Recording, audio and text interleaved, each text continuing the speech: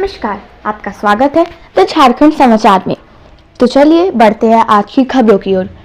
बोकारो में गुरुवार को सूचना एवं जनसंपर्क विभाग द्वारा राष्ट्रीय प्रेस दिवस पर कार्यशाला का आयोजन हंस रेजेंसी सभागार में किया गया। कार्यशाला में उपायुक्त कुलदीप चौधरी, उप विकास आयुक्त कीर्ति श्री जी, अनुमंडल पदाधिकारी चास दिलीप प्रताप सिंह शेखावत, अपर समाहर्ता मेनका, जिला कल्याण पदाधिकारी मनीषा वत्स, जिला परिवहन पदाधिकारी वंदना सेजवलकर, जिला सहकारिता पदाधिकारी सुमन गुड़िया, जिला आपूर्ति पदाधिकारी शालिनी खलको, जिला आपदा प्रबंधन पदाधिकारी शक्ति कुमार, जिला नोडल पदाधिकारी पंकज दुबे समेत विभिन्न प्रिंट एवं इलेक्ट्रॉनिक मीडिया के प्रतिनिधि आदि शामिल हुए। वहीं अपने संबोधन में उपायुक्त ने कहा कि प्रेस मीडिया का महत्व हमेशा से रहा है। देश आज़ादी के पूर्व भी कई स्वतंत्रता सेनानी अपनी विचारधारा, अपने संदेश को पहुंचाने के लिए अखबार, पत्र, पत्रिकाओं को अपना माध्यम बनाते थे। समय के साथ इसमें व्यापक बदलाव हुआ है। पहले केवल प्रिंट मीडिया था, आज प्रिंट के साथ इलेक्ट्रॉनिक मीडिया, डिजिटल मीडिया और सोशल मीडिया भी है। उपायुक्त ने कहा कि हाल की तकनीकी प्रगति और कृत्रिम बुद्धिमत्ता AI और चैट GPT जैसे नवाचारों ने हमारे सामने अवसरों के साथ साथ अद्वितीय चुनौतियां भी प्रस्तुत कर दी हैं। कृत्रिम बुद्धिमत्ता आर्टिफिशियल इंटेलिजेंस के युग में मीडिया सामयिक होने के साथ ही आवश्यक भी है। विश्व में जहां सूचना और संचार तेजी से बदल रहे हैं, हमारे लिए मीडिया परिदृश्य पर कृत्रिम बुद्धिमत्ता के गहरे प्रभाव को समझना महत्वपूर्ण है। इसके इस्तेमाल से मीडिया को जहां नई तकनीक, एडिटिंग, एनिमेशन तकनीक आदि के सरल इस्तेमाल का भरपूर अवसर मिलेगा, वहीं इससे वृहद मार्केटिंग का भी अवसर मिलेगा, जो मीडिया के लिए बेहतर होगा। AI तकनीक तेजी से आगे की तरफ बढ़ रहा है, हमें इस तकनीक के साथ चलने के लिए अपने कौशल का विकास करना होगा। उन्होंने AI तकनीक और उसके इस्तेमाल पर सूचना एवं जनसंपर्क विभाग को एक कार्यशाला पुनः आयोजित करने का भी निर्देश दिया।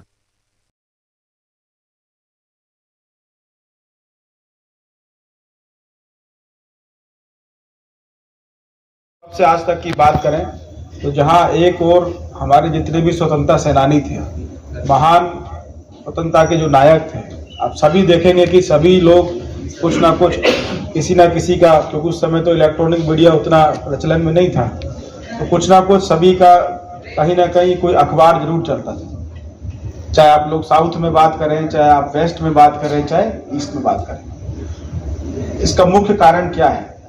क्योंकि अगर कोई विचारधारा है, कोई मैसेज है या किसी भी प्रकार का संवाद किसी के द्वारा अधिक संख्या में लोगों तक पहुंचाना है बिना उनसे मिले हुए, तो इसी चीज को कवर करने के लिए हम लोग मीडिया या मल्टीमीडिया या विजन या अथवा टेलीविजन के माध्यम से उसको संप्रेषित करने का कार्य करते हैं। तो हम लोग जहां एक और आज़ादी के उस महासंग्राम से लेके आज राष्ट्र निर्माण का जो आज़ादी के बाद का जो 75 वर्ष का समय रहा है, इसमें बेहतर टेक्नोलॉजी के बदलाव के साथ मीडिया का जो रोल है, उनके कार्य करने की जो प्रणाली है, उसमें बदलाव भी आया।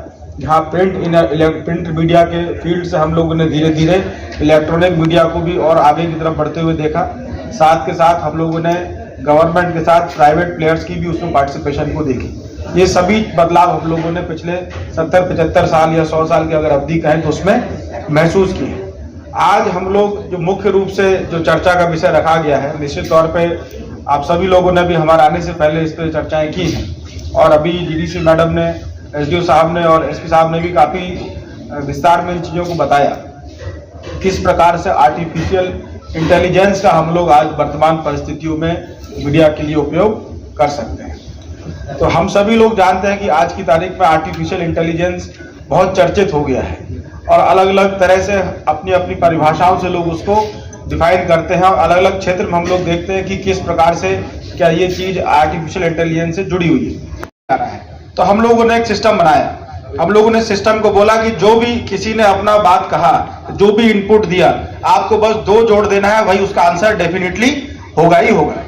तो इस परिस्थिति में चूंकि बहुत ही आसान सा हम लोगों ने चीज लिया है, तो जो एक्चुअल वैल्यू निकल के आई और जो उस सिस्टम ने अपने हिसाब से प्रेडिक्शन किया, दोनों का मान आपका समान है। लेकिन जब रियल लाइफ में इसी चीज को आप लोग देखेंगे, जैसे SDO साहब बता रहे थे कि आज व्हीकल ड्राइविंग ऑटोमेटेड हो गई है। तो व्हीकल ड्राइविंग ऑटोमेटेड है, मतलब कि आप आज अगर देखेंगे कि व्हीकल में आप चलते समय अपने ऑडियो वीडियो कमांड से भी व्हीकल को बोल सकते हैं कि आप राइट में टर्न हो जाइए, 20 डिग्री पे टर्न हो जाइए, या इतना किलोमीटर तक स्ट्रेट चलिए। तो आप सोचिए, इसी कॉम्प्लिकेटेड तरीके को बनाने के लिए उस सिस्टम को कितनी बार ट्रेन किया गया होगा, क्योंकि पूरी कंट्री में, पूरी वर्ल्ड में सभी लोग उसको यूज करेंगे। किसी आदमी का यस कहने का तरीका अलग है, किसी दूसरे आदमी का यस कहने का तरीका अलग टाइप का है। कोई लंबे समय तक यस बोलेगा, वो उसी यस को कोई कम समय में बोल के खत्म करेगा। किसी के पीछे बैकग्राउंड में नॉइज भी आ रहा होगा, कोई शांत जगह बैठकर ये कमांड देगा। तो कहने का मतलब है आप अपने सिस्टम को कितना बढ़िया तरह से ट्रेन करेंगे उतना अच्छा आंसर वो निकाल पाएगा, ताकि आपका जो एक्चुअल आंसर हो और आपका जो सिस्टम उसको कमांड दे आंसर देने के लिए, उनके बीच में अंतर कम से कम हो। मतलब कि आपने अगर चलाते टाइम गाड़ी को बोला कि टर्न राइट 20 डिग्री, तो वो 20 डिग्री पे टर्न ले ले राइट। ऐसा ना हो कि वो 20 बोला तो 15 ले या 25 ले। तो ये चीजें हैं। तो ये एक आर्टिफिशियल इंटेलिजेंस का बेसिक हमने उदाहरण दिया है, क्योंकि जहां मैंने अपनी थीसिस मास्टर्स की थी, उस कॉलेज में मेरा जो टॉपिक था वो यही था, आर्टिफिशियल इंटेलिजेंस, खासकर ड्राइविंग ऑटोमेटेड व्हीकल्स में 2012 में। तो उस समय हम लोग इस पे काफी अपना मेहनत किए, कुछ जानकारी इसमें टेक्नोलॉजी से हम लोगों ने लेने का प्रयास किया। नमस्कार, आपका स्वागत है द झारखंड समाचार में।